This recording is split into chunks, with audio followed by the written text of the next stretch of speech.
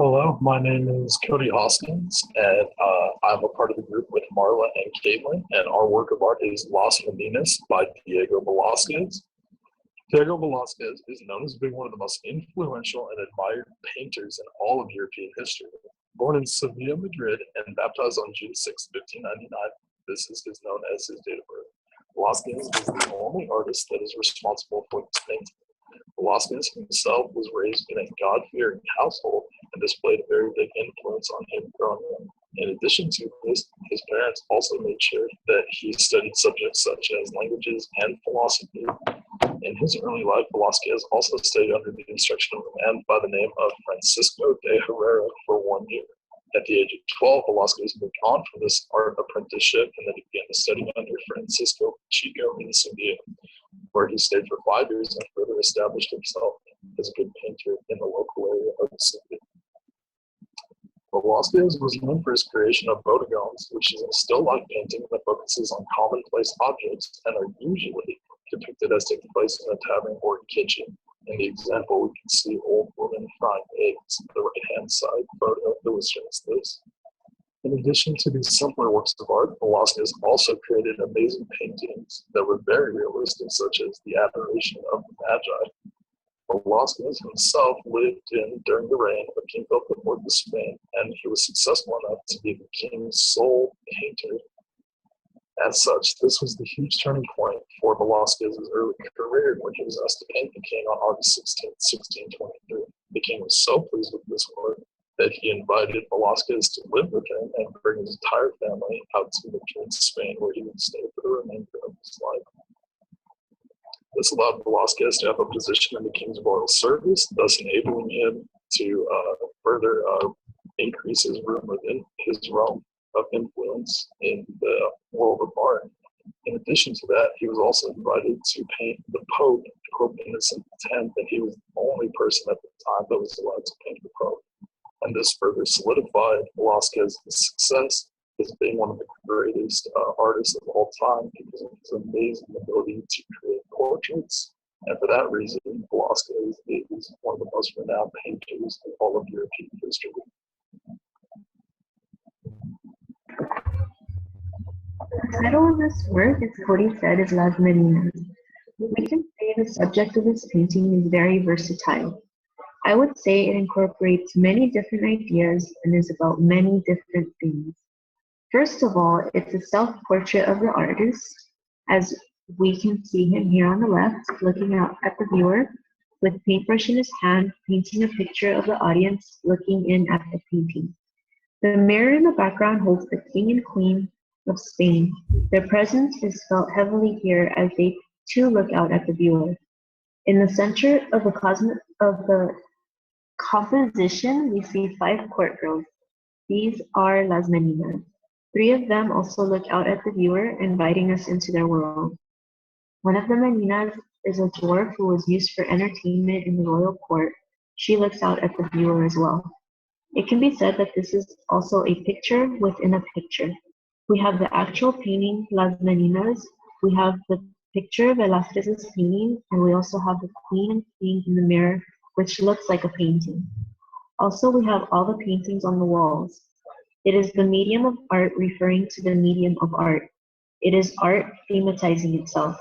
It is art making a portrait of itself. It is Velazquez making a portrait of himself while painting another artwork at the same time. Everything seems to be happening at one time here, all at the same time, just like life. It is artwork within artwork.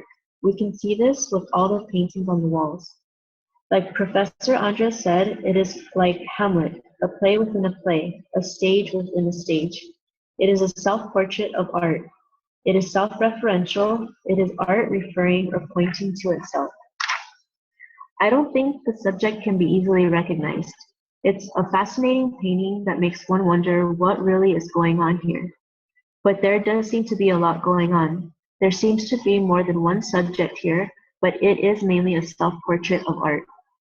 The relevance of the subject to the artist is that it is a self-portrait of art and a self-portrait of the artist himself. I like this picture very much.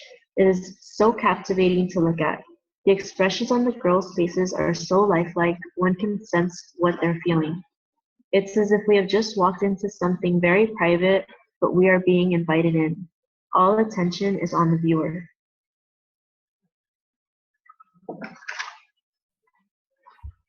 This painting was executed in 1656 in the Baroque time period during the reign of King Philip IV and Queen Marina of Spain. The significance of this time period is Velazquez's recognition. He had a reputation for painting many portraits of the royal family as well as some religious figures such as the Pope. Another significant aspect of this time period is the king, queen, and the daughter Margaret Theresa themselves. It marks their period of being the royal family at the time. And also around this time period, Margaret Theresa was the only child of the king and queen, so here she is depicted as the central focus as an infant. We will not be able to find them within another time period, so the date of the execution of this painting does matter.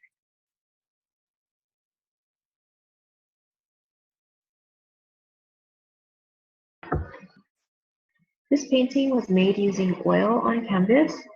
Oil is the binding medium in oil paint, unlike, say, tempera, where egg yolk is the binding medium. Oil was first used after the 15th century. It is easier to work with than tempera. For one, it dries slower, produces richer, brighter colors, and can be stored longer than tempera. Material and medium do matter in a work of art. Different materials and mediums convey different messages. Just like a painter's stroke can show his agitation or his ease, just like a photograph holds one single moment in time, just as a sculpture can be molded or carved to the artist's preference or liking, material and medium are very important and can say a lot about the artwork and the artist.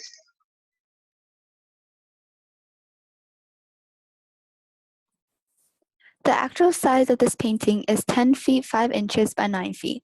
The significance is that this painting is depicting the actual size of the subject and space. It's interesting that Velazquez had a canvas big enough to portray everything in proportion relative to its actual size, creating an illusion. This also affects the perspective of the painting. When the audience stands in front of the painting, it may seem like they're actually looking into the room. Because Velazquez portrays himself painting a portrait within the painting, the audience's perspective when looking at the scene is through the king and queen's eyes. So this large portrait plays an important role in creating this illusion.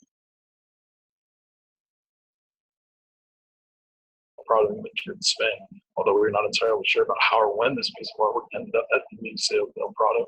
It seems to me that this artwork was originally exhibited for many years after the end of King Philip IV's reign. Since Velazquez is considered to be one of the most well-known painters in all of Spain, it only makes sense that his work would be housed in one of the most popular museums in the entire world. The first audience was an exclusive small body of people, and then eventually it opened up to a much larger group many, many years after Velazquez's death. At the time, his audience perceived this work as an amazing portrait of girls, ladies in waiting, including Velazquez's own portraiture, and that would be assumed to be the king of Spain, which can be seen in the reflection of the painting. There is much conversation and speculation about who is in the painting and what their significance is. As such, this is one of the most talked about pieces of art in all of history, and this painting is revered as being one of the most influential works of its time, as well as for many, many years to come. And we know that this artwork also paved the way for many artists moving forward, and since it was so realistic in its approach, it led the way for many other artists following him. For example, one artist went so far as to say that it is known as the theology of painting. Luigi Adorno, an Italian contemporary painter, said this, and one would assume that giving such high praise would only imply that this art was revolutionary and it was the basis for so many works of art for years to come.